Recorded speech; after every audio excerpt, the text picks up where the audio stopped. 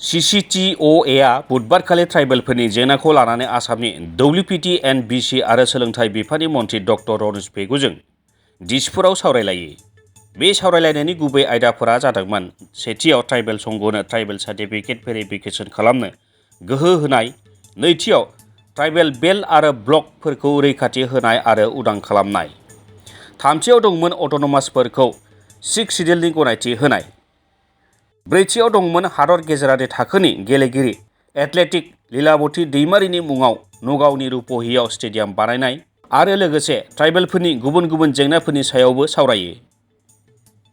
बे सावरायनायाव ट्राइबेल संघनि दैदेनगिरि गुबुन गुबुन ट्राइबेल दैदेनगिरिफोराबो बाहागो लानायनि अनगायैबो एबसुनि फारसेनिफ्राय फारियै सुबुं फोनांजाब नेहाथारि दिनेश ब्रह्म, थुनलाइयारि नेहाथारि समित नार्जारि आरो राङारि नेहाथारि सिमान्त बसुमतारियाबो बाहागो लादोंमोन।